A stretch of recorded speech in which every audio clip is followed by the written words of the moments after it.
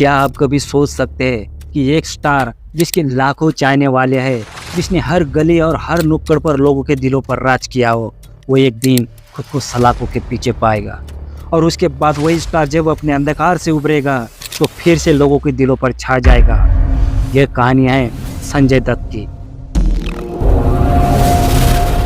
एक ऐसे अभिनेता की जिसने हर कठिनाई को अपनी ताकत बनाई और हर बार मौत को मात देकर एक नई कहानी लिखी।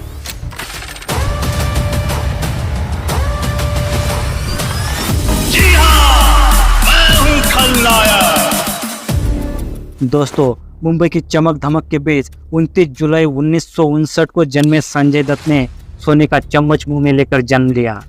एक तरफ थे उनके पिता सुनील दत्त, जो फिल्म इंडस्ट्री के बहुत मजबूत स्तंभ थे, और दूसरी तरफ उनकी मां नरगिस, जिनका हर किरदार आज भी लोगों के दिलों में जिंदा है।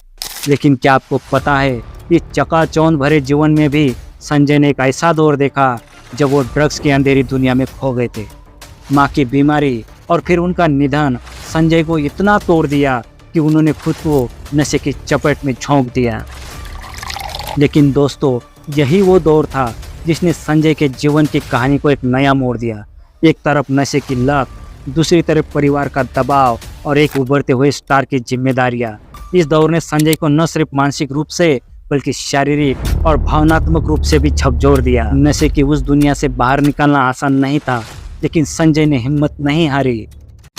जिंदगी जीने का मजा तब आता है दोस्त, जब मौत की उंगली पकड़कर। 1981 में आई फिल्म रॉकी ने उन्हें एक नए रास्ते पर चलने का हौसला दिया। ये फिल्म सिर्फ उनके करियर की शुरुआत नहीं थी, बल्कि एक नए संजय दत्त के जन्म की कहानी थी। रॉकी फिल्म हिट हुई और एक सुपरस्टार का उदय हुआ, लेकिन क्या यह सफलता उनकी निजी जिंदगी में स्थायित्व ला पाई? नहीं। सफलता की इस बुलंदी के बीच संजय को खुद को बार बार साबित करना पड़ा। हर फिल्म के साथ वो खुद को नशे की लत से दूर करने की कोशिश कर रहे थे, लेकिन असल संघर्ष अभी बाकी था। दोस्तों, 1993 की बात है, जब मुंबई बम धमाकों ने पूरे देश को हिलाकर रख दिया था। लेकिन इस मामले में एक नया नाम ऐसा जुड़ा जिसने सभी को हैरान कर दिया, संजय दत्त। उन पर अवैध हथियार रखने का आरोप लगा। ये वो पल था जिसने संजय की छवि को एक झटके में बदल कर रख दिया। एक सुपरस्टार से वो एक अपराधी के रूप में देखे जाने लगे। इसके बाद जेल की सलाखों के पीछे संजय का संघर्ष और भी गहरा हो गया। न सिर्फ उनके करियर पर बल्कि उनकी निजी जिंदगी पर भी इसका असर पड़ा। ये वो अंधकारमय समय था जहाँ से लौटना हर किसी के बस की बात नहीं थी। लेकिन संजय दत्त की कहानी यही खत्म नहीं हुई। जेल से रिहा होने के बाद संजय दत्त ने न केवल अपने करियर को वापस पटरी पर लाया, बल्कि एक ऐसा किरदार भी निभाया जिसने उन्हें फिर से लोगों के दिलों में बसा दिया। मुन्ना भाई MBBS और लगे रहो मुन्ना भाई फिल्म ने संजय दत्त को एक नई पहचान दी, जिसने उनके अतीत के सभी काले साए मिटा दिए। ये किरदार सिर्फ एक फिल्मी किरदार नहीं था, बल्कि संजय दत्त की जिंदगी का सार था। गलतियों से सीखना, गिरकर उठना और अपनी जिंदगी को फिर से गढ़ना। लेकिन संजय दत्त की कहानी यहीं पर खत्म नहीं होती। एक समय था जब वो पर्दे पर हीरो की भूमिका निभाकर दिलों पर राज कर रहे थे, लेकिन फिर उन्होंने खुद को खलनायक के किरदार में भी ढाल दिया।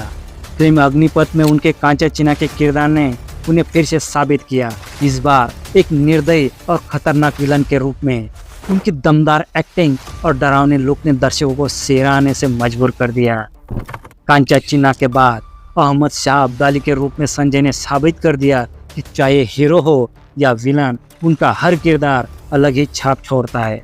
आज संजय दत्त बॉलीवुड में एक ऐसा नाम है जिन्होंने हीरो के रूप में दिल जीता और विलन के रूप में खौफ पैदा किया। उनकी आने वाली फिल्मों में भी हम उनसे कुछ नए और यादगार किरदारों की उम्मीद कर सकते हैं। आज भी संजय दत्त के जीवन में उतार चढ़ाव जारी है।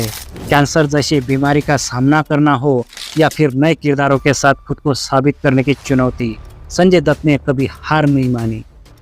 संजय दत्त की कहानी सिर्फ एक स्टार की नहीं है, बल्कि एक फिनिक्स की है, जो हर बार राख से उठकर अपने पंख फैलाता है और ऊंची उड़ान भरता है।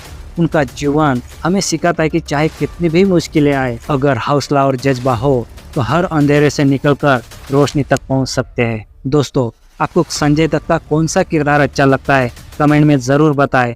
अगर आपको ये वीडियो पसंद आए हो तो वीडियो को लाइक करें और अपने दोस्तों के साथ शेयर करें। साथ ही चैनल को सब्सक्राइब करना न भूले ताकि आप हमारे अगले दिलचस्प वीडियो की जानकारी सबसे पहले पा सके। संजय दत्त की इस प्रेरणादायक यात्रा को सलाम और आगे बढ़ते रहने का वादा। अगली बार फिर मिलते हैं एक और दिलचस्प कहानी के साथ। धन्यवाद।